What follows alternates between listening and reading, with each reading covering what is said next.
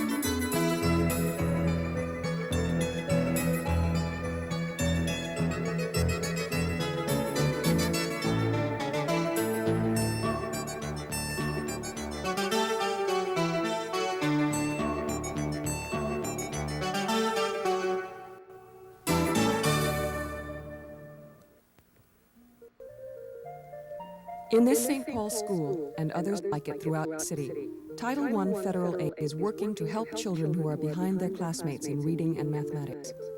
Title I has many different approaches to problems, many different ways to help children who need help the most. This is how the program works. Money for Title I projects comes from the federal government through the State Office of Education. It's up to the state to decide which school districts receive Title I aid and how much. Every school district will establish certain goals for its Title I program. Districts evaluate their programs every year and send reports to the State Office of Education. By law, they must prove to the state that their Title I program is working, doing what it's supposed to do.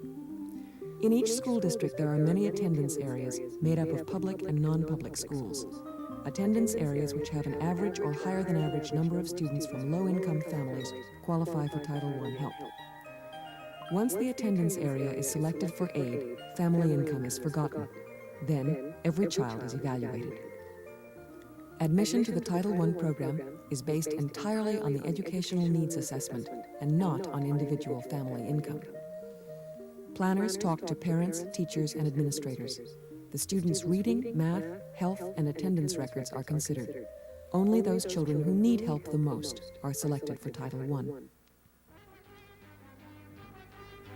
Title I begins with the TOTS preschool program. The past record indicates that these 4-year-olds may encounter problems with school, so they are being given a head start. The half-day TOTS program is like kindergarten, with some special features.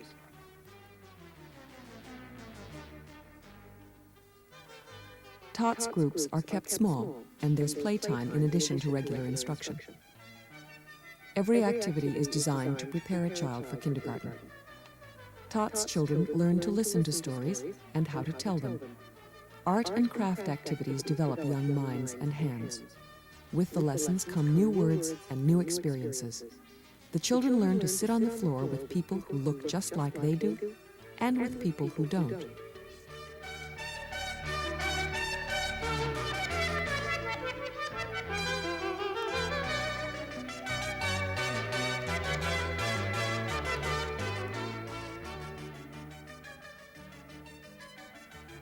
To an occupational therapist, simple motions like jumping, skipping, and turning a somersault are clues to how a child's body and mind are developing.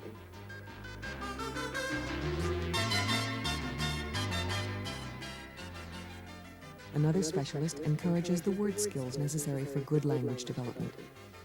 Adults have no trouble saying phrases like bouncing bubble, but 4-year-olds have to learn to use their mouths and tongues properly. Language development is a big part of kindergarten, and speech training is a big part of TOTS. Like hard workers everywhere, TOTS children are rewarded for their efforts.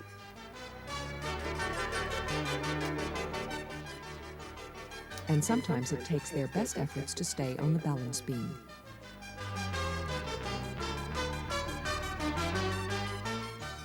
Listening to a phonograph record with headphones is a new experience for many children.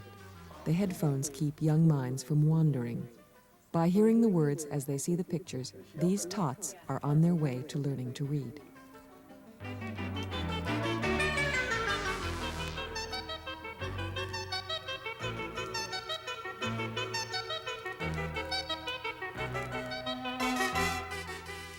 Before they take the bus home, the children are given a snack. Even as they eat, they are learning to be with other children. They are also learning that school can be fun.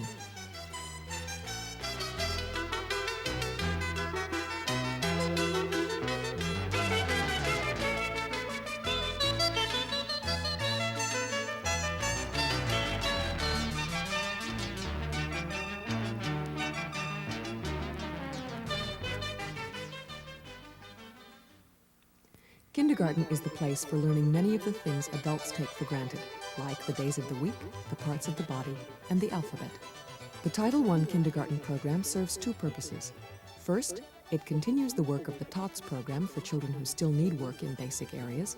And second, it gives extra help for those kindergartners who are having trouble in preparation for reading and math. Students also learn to work together in groups.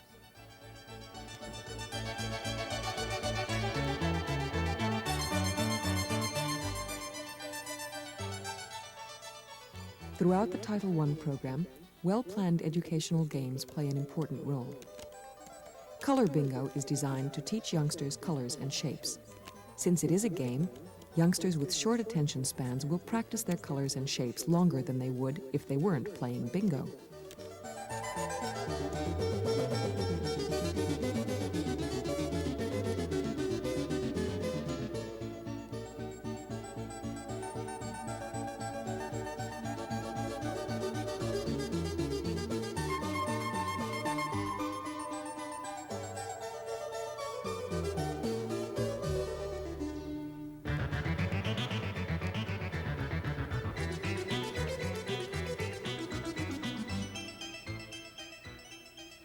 There's even an opportunity in kindergarten for learning how to tie your shoe.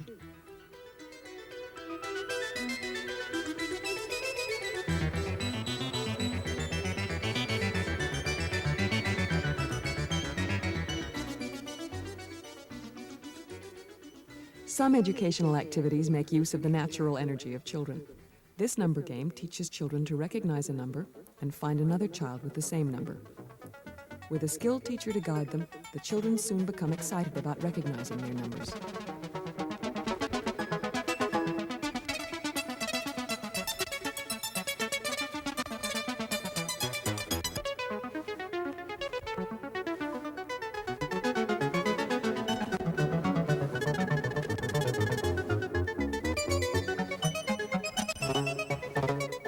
Title I continues in elementary school with the reading and math program. Here, students drill in addition and subtraction using a device called the Jello box. Each child has his very own box, and if he writes the correct answer in the Jello mix, he gets to lick his finger.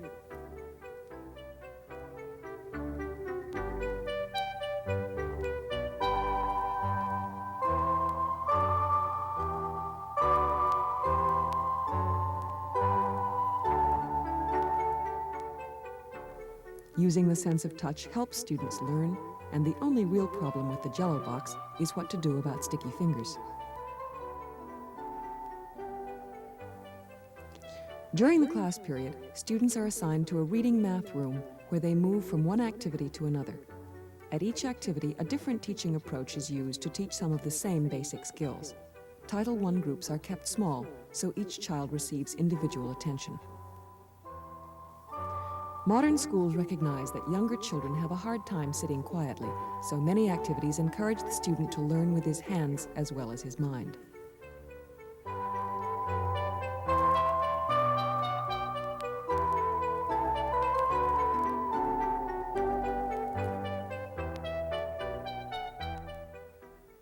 At every Title I school, teachers receive valuable help from teacher aides. The aides are paid with Title I funds, and many aides are parents and residents from the neighborhood. Aides work under the supervision of teachers, drilling children in specific skills. Without such dedicated teacher aides, youngsters would not receive as much individual attention, which is so important to the program. All Title I aides and teachers receive special instruction as a part of the in-service training program.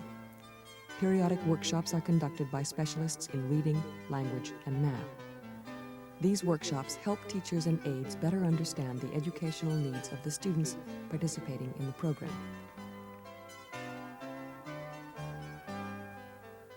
Parents who do not have the time to serve as teacher aides can still take an active part in Title I by serving on the parent advisory committees in their schools.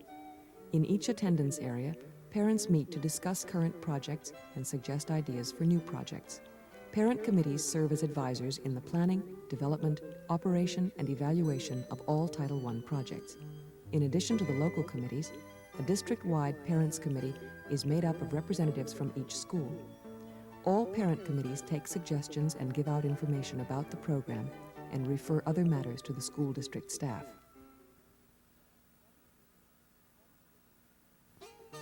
Audiovisual equipment plays an important part in individualizing Title I instruction. The System 80 teaching machine uses projected pictures and a phonograph record to teach reading skills. The pictures appear on the screen, and the student follows the recorded instructions, answering questions by pushing the proper button. The System 80 is programmed like a computer, so that if the student makes a mistake, he is asked another question and another until he gives the correct answer.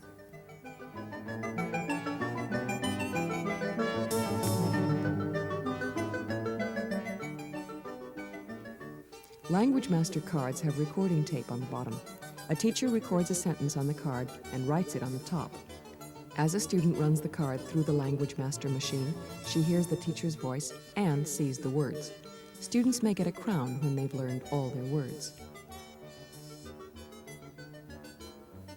Using the Language Master, teachers can make cards for each student's particular spelling or language problem. These machines may also be used for math problems, with the answer on the recorded tape. Students always work under the guidance of an aide or teacher, individually or in small groups. Versatile audiovisual machines like the Language Master represent a good use of federal aid.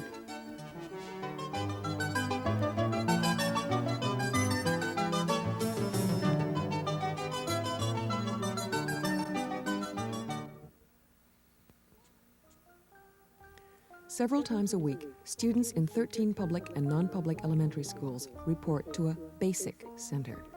BASIC stands for Basic Skills Intensive Center, and the whole purpose of the BASIC program is to provide individualized instruction in improving reading. BASIC centers encourage older elementary students to work on their own, using a wide variety of special materials.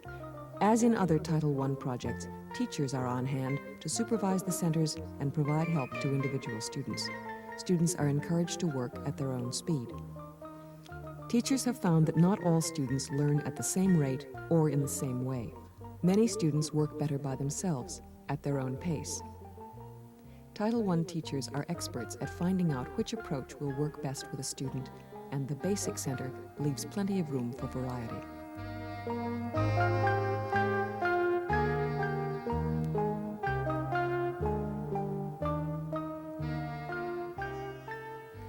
Many of the reading materials used at the BASIC centers are self-testing. They allow students to keep their own records of progress toward a specific goal set by the reading teacher. Students learn responsibility by locating and returning materials to the proper place on their own.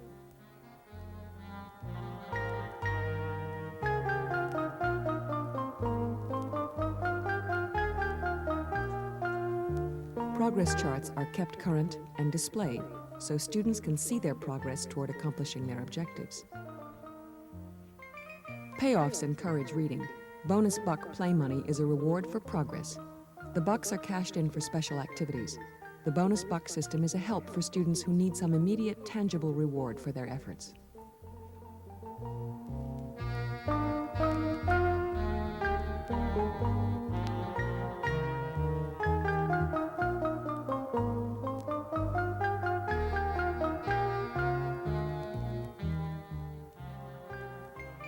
As with all educational games, the object is to learn.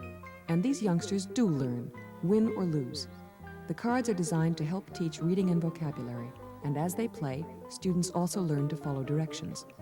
Although many students at the BASIC centers work alone, teacher aides are on hand to help children with questions that arise.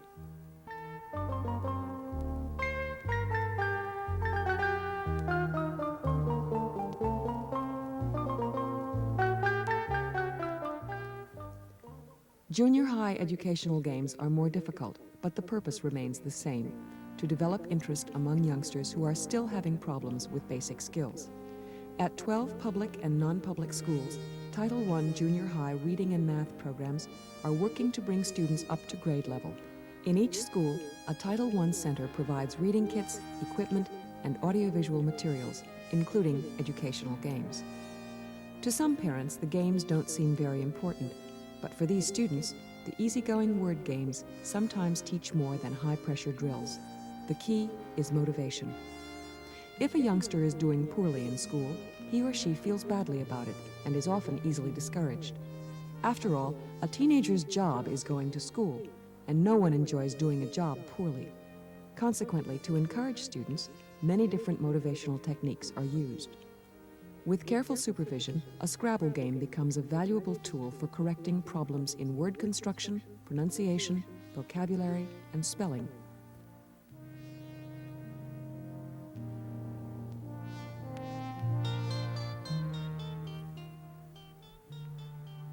The junior high math program makes use of study centers as well as regular classrooms. In this center, students receive extra help with multiplication and division, measurements, and problem solving. The practical applications of math are also considered.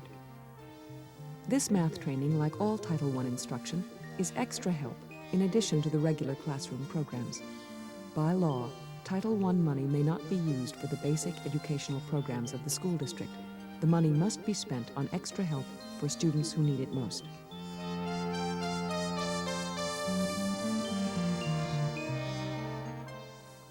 The school district does provide a great deal of instructional equipment, such as this computer terminal. It is part of the regular classroom math program. The students use the computer in developing a greater understanding of mathematics. Title I provides additional materials which complement the use of the computer in learning these math skills. Other audiovisual machines are available to the junior high program. Although students form small groups for some activities, the individual attention which is so important to the Title I approach continues.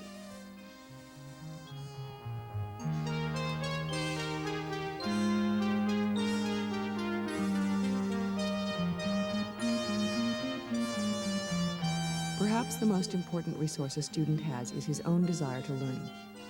Testing helps teachers guide the student.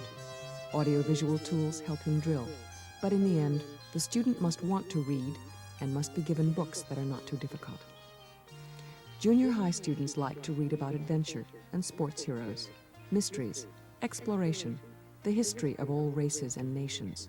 Title I students must be given a quiet place to read and encouragement at home as well as in school. For whether playing Scrabble or reading a book, these students take their reading very seriously. In one special Title I activity, tutors are brought into the home. In the Migrant Tutorial Program, Spanish-speaking students meet twice a week with a volunteer tutor. College students and Mexican-American parents teach reading and spelling. Many of the children are behind in school because they speak 2 languages. They are as intelligent as other children, but in the Mexican culture things have different names, and using English in school can be confusing to them. Parents receive continual progress reports on their children, with some of the tutors' time devoted to helping the parents understand their children's educational needs. Many of the tutors are college students, majoring in education or related fields. All tutors attend special workshops held periodically to demonstrate teaching materials and to talk about language problems. These volunteer college tutors spend 2 days a week with their students, 2 hours a day. Much of this time is spent learning English in the relaxed atmosphere of a child's own home, instead of the classroom, where a shy child may not want to make a mistake in front of his classmates. The program attempts to work with the Spanish culture to help Spanish-speaking students improve reading and math skills. A few students are tutored in the Mexican-American Cultural Center after the regular school day. As everywhere in the Title I program, a variety of materials and activities are used to encourage the student and observe and record his progress.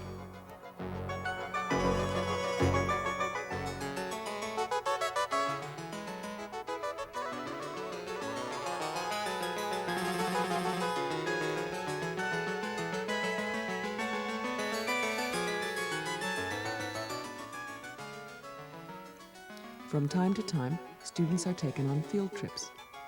These trips have a very practical benefit to children who are still learning English. It's an experience some of these children would not have without the program, an experience to broaden the child's horizons.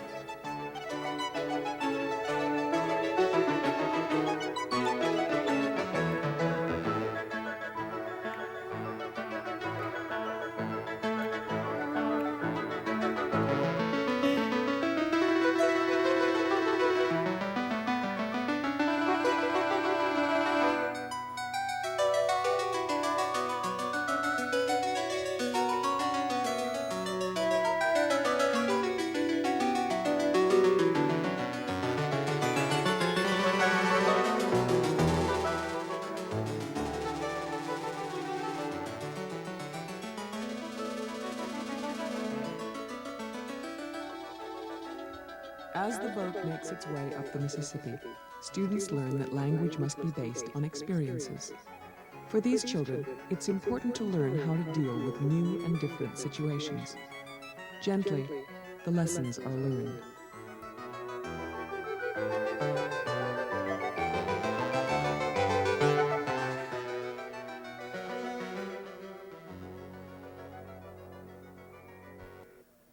The number of people in America in poverty has grown these last few years.